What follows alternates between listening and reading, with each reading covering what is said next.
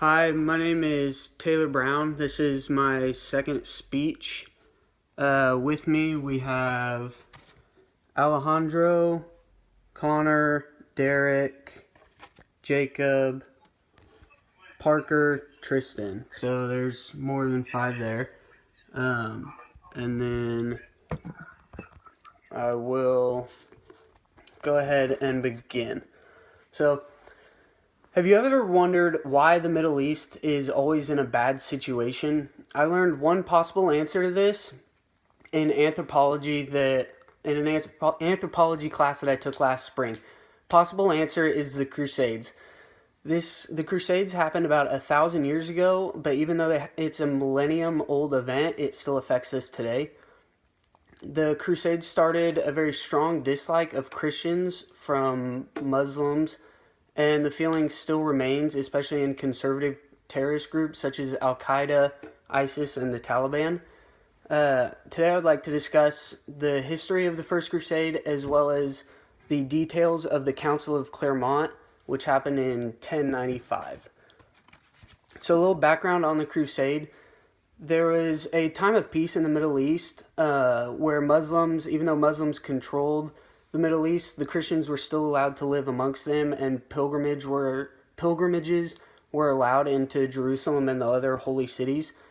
This peace ended whenever a Turk group called the Seljuks took over Jerusalem. An article named "The History of the Crusades" from the Knights of the Templar.org says the sacred places were being desecrated and destroyed. Christian settlers were being mistreated, and pilgrims were being persecuted. Jerusalem and the Middle East was no longer a safe place for the Christians to stay. The Crusades kind of got their start when the Byzantine Emperor asked for help, and Pope Urban II responded saying the Christians in the Middle East will receive the help. The Council of Clermont is really what started off the Crusades, and I will touch in more detail on the Council of Clermont. Essentially, the basic is Pope Urban II declared that help will be sent to the Christians in the Middle East. So, a few of the events that happened in the Crusades, the Christian armies started marching towards Jerusalem at about 1095.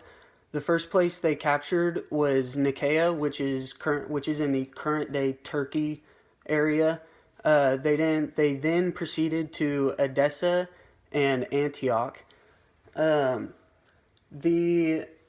they did that, the summary of the last Crusades from umish.edu, the Crusaders continued to Jerusalem, which they seized on July 15th, 1099, and then they defended it against Egyptian reinforcements. This allowed the Middle East to fall under Christian control rather than being in Muslim power. So now that you know a little background about the Crusades, we'll talk in more detail about the event that really kicked it off, which is the Council of Clermont. This event is what really sparked interest in me because of the special things that occurred, especially in Pope Urban's speech. So Pope Urban, when he called this, it was a 10-day event that happened. Pope Urban called it so that he could announce that they will help Christians and they will rid the region of Muslims in the Middle East. He addressed the Middle East issue on the 10th day of the event, and his speech was as inspiring as William Wallace's pre-battle speech in Braveheart. The LatinLibrary.com says the 6 sources of the event were Anonymous, Gesta Francorum, the Fulcher of Charles, Robert the Monk, Baldrich, Archbishop of Dole, and Gilbert de Nogent. So, although there were 6 different sources, not all of them agree on specific details, but the general message of what Pope Urban said is all very consistent among the 6 sources. EuropeanHistory.boisestate.edu says that the speech would have sounded something like this. God himself will lead them, for they will be doing his work.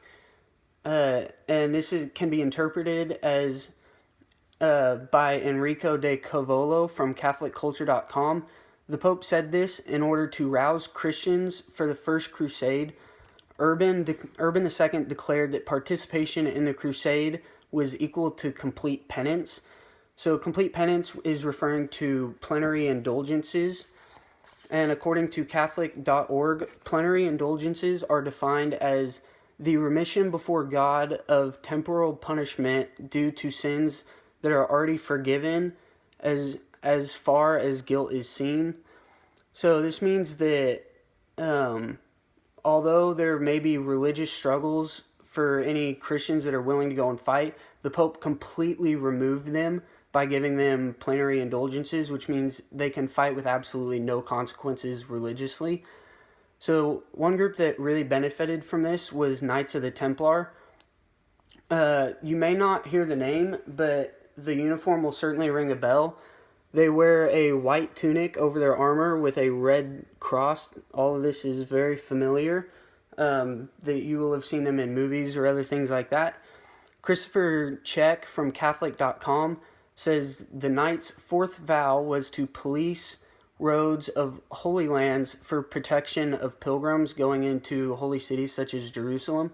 And while this may seem like a very small task for a group of men that conquered the area through the Crusades, it resolved one of the problems that was an original problem for the reason why the Crusades actually started.